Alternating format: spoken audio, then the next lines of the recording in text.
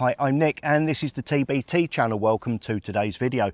This is the second video on the UK 12 foot-pound limit, warnings, cautions, chronoing, regulations, all that kind of stuff. This is important. I did the first one last week and I think it's probably the most watched video in the first week that I have ever done. Full stop of anything. The comments, I've made a note of some of them. There's discussions going on forums about this. It is something that deserves a follow-up video because a lot of questions have already been asked already, and if you don't mind, I do actually have notes today because I miss things out. So there are certain points that I actually want to get across. It's like, why 12 foot-pounds? A lot of you have asked that. Why 12 foot-pounds? We'll go into that later on. There's a reason. Capable. A gun that's capable of going over. You know, things. We're going to do some chrono testing. We're going to put some shots over the chrono with different weight pellets and show right there and then what happens. But that's all to come. So there's a lot to do. If I get muddled, if I do it in the wrong order, forgive me. So one of the first things that people, or one of the most common things that people have been asking on the forums and asking me, what does capable mean? A gun that's capable of over 12 foot-pounds. Well, nearly every air gun's capable of over 12 foot-pounds if you take it apart and blah, blah, blah. My interpretation of that, and certainly as far as I'm aware, I've not heard anything ever to the contrary, but the police or the forensics team that will test your gun will test it in the state it arrives to them. They're not going to, excuse me, they're not going to strip the gun down and shove an ox spring in there and then put it back together again. They don't do that. But looking at my PCP here, what we have there is a power adjuster. Now, turned right up, I think this one's 30 foot-pounds. Turned right down, it's 2 foot-pounds. For the purposes of the shooting, what I'm going to be doing in a little while, I've got it turned around 12 foot-pounds. It's very fiddly to try and get it exact, so it won't be exactly 12 foot-pounds, but for the purposes of today's video, I wanted it near 12 foot-pounds. But say this is at 11.8 foot-pounds, all right? Say that's what it is when we get over there and start doing the testing. If the police were to take this off of me in the UK and test it and go, oh, it's doing 11.8 foot-pounds, but then they see there's a power adjuster there, well, it's external. You can just turn that dial and it's doing 30 foot-pounds. So even if I turn this down to less than 12 foot-pounds, the fact it's got an external power adjuster means it is an over 12 foot-pound gun. Do you get me? Guns that it's common to have those on are the Crossman pistols. They have a little external power adjuster at the back, and that's fine because I know that most of us use that with 6 foot-pounds or just under 6 foot-pounds at the maximum power. It means you can turn your power down and use less gas. We're not trying to go over. But it's an external power adjuster, so if it has an external power adjuster, it will be turned to the maximum. But other than that, they're not going to muck around with your gun, or at least as far as I know, that is not going to happen. So I'll just pop him to one side there. So that answers capable. Pellet weights. I said in the last one, now I don't normally use notes, you know this, I normally just burble on. I said in the last one that a heavy pellet will produce a higher power in a PCP, a lighter pellet will produce a higher power in a Springer. Now that is a general rule. There are always exceptions to the rule, and thank you to Ballistic Bill and Sargalow on the AGF, who both said, yes, that's kind of true, but not always. We'll look at that when we go over to the bench there. Just putting heavier and heavier and heavier pellets into this won't necessarily produce higher and higher and higher powers. It comes down to alloy mixes, things like that, and whether the gun just simply likes it. And there's going to come a point where the pellet's so heavy it just won't get out the end of the barrel. So, you know, I said a thing, made it sound like a statement. It is a general rule. There are exceptions. chrono accuracy. Now, there's a fella called Nate Croney. I don't know if you've looked at his channel, but I'm going to put a link down below for this fella, because if you want to know anything about chronographs, he is the person to ask. And what he said, quite rightly, was this chronograph, I think, is extremely accurate. It gives extremely consistent results. But how accurate is accurate? Some manufacturers don't even state in their paperwork how accurate their chrono is. And when you compare one to another, there may be a variation. It's the pellets going the same speed, but one thinks, oh, it's doing 600 feet a second. Another one thinks, oh, it's doing 610 feet a second. So that is something else to beware of. And by golly, I think the only, I'm probably wrong, leave a comment, tell me I'm wrong, I know you love that stuff. The only approved ones are the scan ARs, and there are calibrated scan ARs around. I've seen them at shooting clubs.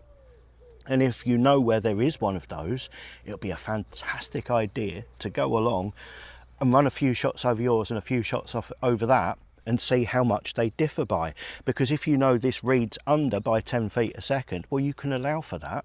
And that goes for all of them. So that's great advice. I'm going to leave a link for him down below. So take a look at that. If you want to know anything about Cronies, get in contact with him. Sorry, Nate. Anti-tamper. Now, there's a good one. Anti-tamper. Oh, this really only, as far as I'm aware, applies to PCPs. And what it is a lot, but by no means all, but a lot of guns in the UK, including, I believe, the UK imported Reximexes, have security screws and things like that. You can't take the gun apart. It makes it very difficult to service your own gun. And this is the idea of it. The idea behind it is to stop people being able to easily modify their gun for over 12 foot-pound, for over 12 foot-pound use. So why do we have anti-tamper in the UK? I know a lot of people are very cross about it. And my understanding of it is that PCPs became popular through the 90s and into the 2000s. And PCPs are the older technology. I will remind you again, PCPs have been around longer than spring rifles. They were used during the Napoleonic Wars and before, and they're exceedingly powerful. And they are relatively easy to make very powerful. So rather than a potential ban on PCPs, which some countries have, including New Zealand, by the way, rather than just saying, okay, well, that's it, they're too dangerous, it's too easy for people to modify them into a real firearm. I say real, I don't mean real, don't pick me up on that one, into a high-powered licensable firearm, we'll ban PCPs. And that was a risk, it was a real risk. And I believe it was the GTA and other people beside, but that's the Gun Trade Association. They worked with manufacturers and with the government body at the time and said, well, what if we put these things on the gun so that it can't easily be turned up? And the government said, okay, then, well, we won't look at licensing or banning them if you do that. I believe. That's what I believe to be true. So a number of guns in the UK now have anti-tamper devices fitted to them. But this brings us to another problem. You buy your shiny new gun from a gun shop with its anti-tamper device on it. You're driving merrily home from there. Somebody crashes into the side of you. The police turn up, they have a look in your boot, and you've got a gun in there and say, oh, by the way, so we'd like to take that gun away for testing. You say, oh, you just bought it. I said, well, you know, we're in a very, very dodgy area, so we want to test it. You know, it does happen. And they take it away and test it, and it comes back at 12.3 foot-pounds with the pellet they've chosen to use. And they say, that's a firearm. It's an illegal firearm, so we're destroying it and we're going to take you to prison or whatever it is. You know, a lot of bother for a brand new gun that you've not even fired yet, that came straight from the shop with an anti-tamper that was over 12 foot-pounds. Now, I do know that there are guns with anti-tamper fitted that have had nothing done to them that are over 12 foot-pounds. It happens. I do not know. What I do not know is whether anybody's actually been prosecuted, cautioned, or had their gun taken off of them for that. And if you know the answer to that, I want to know the answer to that. Because that would seem hell of an unfair situation to have a gun which has been specifically made so that you can't alter the power, to then find it's over 12 foot-pounds and you have the gun taken off of you. What can I do? I can't do anything. You know, a responsible air gunner would, if they found their gun was over 12 foot-pounds, they would just reduce it down a bit to become legal. You cannot do that with an anti-tamper fitted. So that's a thorny subject, and I want your answers. I want not your opinions necessarily, because a lot of the opinions are going to be pretty samey. You know, it is a silly situation, but as I said, what I believe the situation was if anti-tampers weren't brought in, then certainly PCPs were going to be looked at very closely, and that headed that off at the pass. So that is that. Another one, old wives' tales and spurious myths. A few of those popped up. Now, the one in question I'm going to talk about, no names, no pack drill.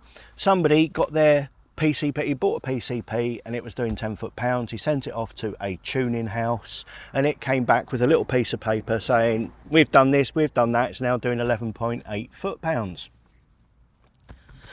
Several people said, that's a bit close, isn't it? Oh, no, it's fine, it's 11.8, I've got a piece of paper. I'm not sure how far that piece of paper would get you in court if the police used a heavier pellet than the one it was tested with. And a few people said, you know, really, honestly, that is too close. Put a heavier pellet in the barrel gun. Now, this is the thing. Somebody came back with laughing emojis and said, that's not how regulated guns work. With a regulated gun, if you use a heavier pellet, the power goes down. I've never heard that one before. This is regulated, we're going to test it in a minute, but I've never heard that before. And the guy said it with such authority and laughing faces like, we're all stupid. It's like, really? Oh, there's another one. You can't shoot over water. Nothing to do with power, though. I've got to test that at some point. I'm rambling. Right, so any other things that you think I should know about things like that? I mean, I do know. No, I'm not going to say that one because it's probably make me liable. So why 12 foot-pound then? This is the one that everybody gets their knickers in a twist about. Why 12 foot-pound? Why not 10? Why not 15? Why not 20? It's 12 foot-pound for a rifle, maximum 6 foot-pound for a pistol, maximum. If your air rifle goes over 12 foot-pounds, it is a Section 1 firearm. You need a license. If a pistol goes over 6 foot-pounds, it becomes a Section 5 firearm, and you're in an awful lot of trouble because you're not allowed Section 5 firearms. That's my dog scratching the door, if you can hear that. I'm hoping somebody will let him in. So it's 6 foot-pound for a pistol and 12 foot-pound for a rifle. Why those numbers? To me, why not? They make sense. They're good numbers. If you look around the world, I mean, a lot of countries don't have any regulations. Canada has a 500 feet a second regulation. I think Scandinavia, I think Canada's 500 feet a second and it has to be a 177. Correct me if I'm wrong. I know I've got a lot of Canadians watching this. And Scandinavia, they do 500 feet a second as well, but no limit on power or caliber, which is why the Wolverines, the 303 air rifles, are quite popular there, because 500 feet a second might not be very fast, but when it's a 303 lump of lead flying through the air, it can still do damage when it gets to the other end and not need a license. Germany has a 5.5 foot-pound limit, 7.5 joules. Italy has 10 joules. France here used to be 10 joules and they changed the power. rather unusually for a government, they changed it upwards. It went up from 10 to 20, so that's 15.5 foot-pounds, so anything, but that's rifle or pistol, so you can have an air pistol running at 15.5 foot-pounds legally. But we can't hunt with air rifles here. In the Netherlands, you can't have an air rifle that looks like a real gun, and that includes the Swamp Donkey HW45. I don't know what real gun that's supposed to look like, but they're not allowed those. So in the UK, I'm going to say we because I'm British, all right, but we're allowed up to 12 foot-pounds maximum, capable of, and we're allowed to hunt with it, and we don't have to have a license, and we can have as many as we want, and I think that's pretty cool. But why 12 foot-pounds? You've got to remember this was way back in the, was it the 60s? I think it was the 60s. I'm going to say the 60s. Somebody tell me the year down below. It was way back in the 60s. And in the UK, we work in ancient numbers. Feet, inches, yards, chains, furlongs, whatever that is. 6 and 12 were perfectly normal numbers because that's a dozen and half a dozen. We still buy our eggs by a dozen or half a dozen. 6 and 12, they're common numbers. And more importantly, I believe, there were no guns at the time that would suddenly become a firearm. You know, that's, the government thought, right, well, just one of the stories, certainly having had a couple of these guns, I can see why they would think this, but the American pump-up rifles. A spring rifle, which is pretty much what we had, the old BSAs, Webleys, and if you were posh, an HW35, all the tuning in the world, such as it was back then, wasn't going to get it much over 10 foot-pounds. But that was plenty, and it still is. But then the Sheridans and the Benjamins started coming along, and I think the early Crossmans as well. And doing nothing else to it, you could just carry on pumping it up. And I've had ones that do over 20 foot-pounds. And that's kind of getting into, that's a bit dodgy. Now, some people say it was to protect the British gun-making industry. I don't buy that one because it affected the Germans as well. And the Germans weren't any more powerful at the time than the UK ones. 10 foot-pounds, I say, was it. But the stuff coming over from America, early, if you like, early pre-charge, because a pump-up is effectively just a self-contained pre-charge that you pump yourself. The power could go up on those and up and up and up. And if you're going to have guns unlicensed, that's one thing. But we don't have guns unlicensed. They are licensable things. So you have to draw a line and say, well, if it's more powerful than that, you need a license. And they set it at 12, I believe, because that meant nobody who owned an air rifle was suddenly going to become a criminal accidentally, you know, like with the Brocock pistols, where they made Brocock pistols illegal overnight. Not everybody knew about it, and then 5 years down the line somebody finds out they've got a Section 5 firearm that they bought perfectly legally, didn't realise anything had changed. Now they're in a lot of hot water. They didn't want that to happen, so it may be more sensible back in the 60s. So they said, well, these guns are all here, so we'll set it at 12. Any more than 12 you need a licence. 6 for an air pistol because it's smaller. And that's it. I do believe that's it. It was to protect, if you like, it was to make sure, because the alternative was you ban air rifles or you license all air rifles. But they made the choice to license air rifles over 12. And it's as simple as that. Does that make sense to you? Does that ring bells with you? Have I got the right conspiracy theory there, or do you have a better one? Let me know. What I'm going to do now is take this over to the bench, get it shooting at somewhere near 12 foot-pounds, and then we're going to try some light, medium and heavy pellets over the Chrono, see what happens, then we'll come back and see what we think. So we're going to do some pellet testing now. We're going to use my PCP, my 2.2 PCP. It is an FAC version, but I've used my external power adjuster to turn it down to near 12 foot-pounds. I sat here for ages going 13 foot-pound, 9 foot-pound, 14 foot-pound, 10 foot-pound. It's near 12 foot-pounds. It's enough for demonstration purposes. So the first thing I'm going to do is load up a air arms field, okay, in 2.2, 15.9 grains. Yes. Double checking, because what is on the tin isn't always correct, but yes, that's at 15.9. I've got this set to 15.9, my little LMBR Chrono. So I will pop him into there,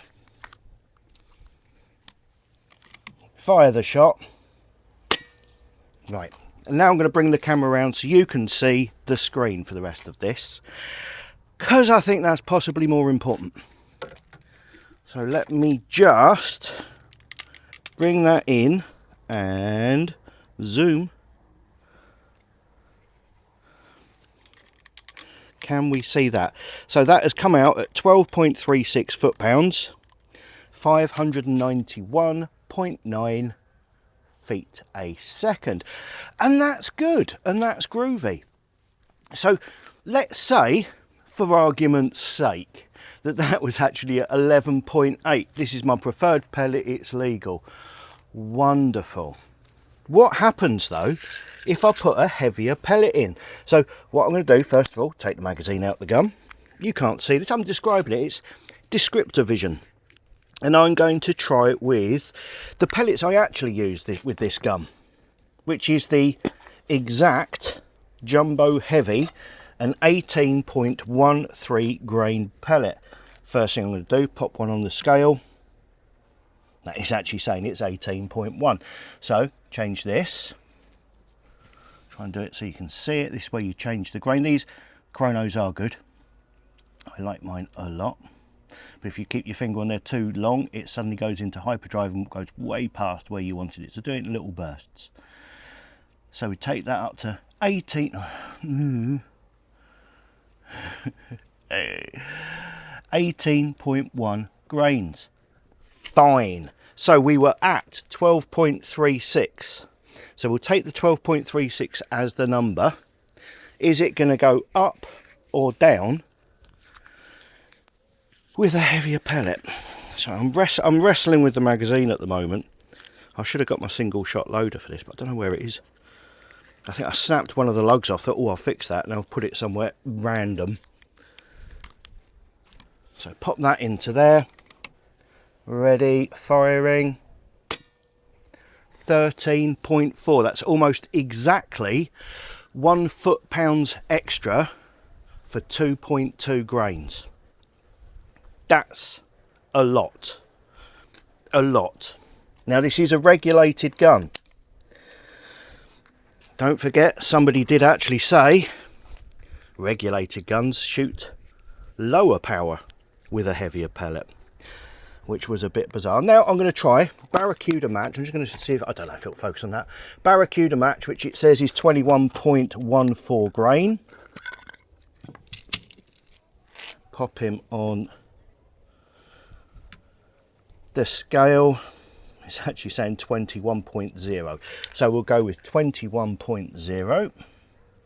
So take that up in small, no, a little bit longer burst on this one. So this is another 3 grain. It's early. Right, so it's gone 3, 2, 1, 21 grains exactly. So we're going from 13.4.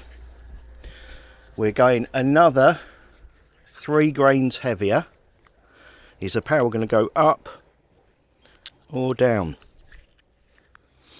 Because it's not a hard and fast rule that the heavier the pellet, the more power you'll get. There comes a point where it just won't. So let's test. Firing. 13.02. So that one, even though it's heavier, came out at a lower power than the 18. Which goes to show exactly what Ballistic Bill was saying.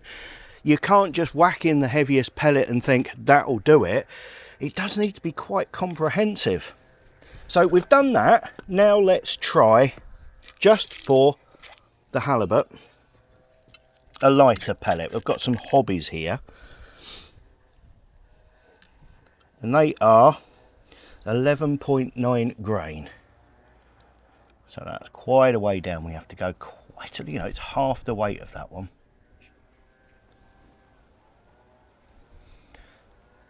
Talk amongst yourselves. Right, hang on, I forgot what I said now. 11.9.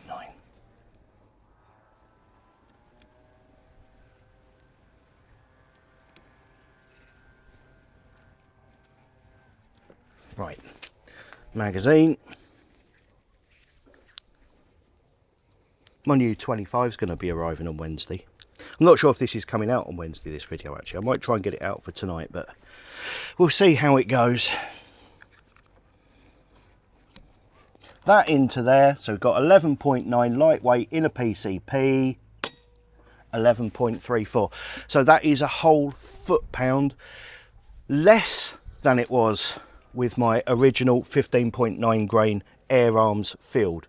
So from a medium weight, and I think we can say 15.9 in a PCP is definitely a medium weight, you get a foot less with a lightweight pellet and a foot more with a heavier pellet, but then slightly reduced when we went heavier still. Now, that doesn't mean if I didn't put a 28 grain pellet in this, the power wouldn't go up again. So, as I said, Ballistic Bill pointed out, it's a general rule that the heavier the pellet, the more power you'll get, but there are always exceptions. And of course, with a Springer, it's completely the other way around. In that generally, the lighter the pellet, the more power you're going to get. So if you want to power test a PCP, you are absolutely right, testing it with heavier pellets. But you need to try a couple of heavier pellets. And if you're using a Springer, you need to test it with lighter pellets. I don't have a sub 12 foot-pound Springer. That's the problem. And I don't want to do the demonstration with an HW80 or something similar to that, because it could skew the result, because we're talking about specifically 12 foot-pound guns here, which is why I used this and turned it down to the approximate power. But I think that demonstrates that first of all, a regulated gun will shoot higher power with a heavier pellet. And secondly, there's a 2 foot-pound spread just testing 4 different pellets. So what conclusions can we draw from that? First of all, in a PCP, you are going to see more than a 2 foot-pound spread between pellets, and that was just 4 different brands, not even different brands, 4 different types of pellet, 4 different weights. 2 foot-pound. That is incredible.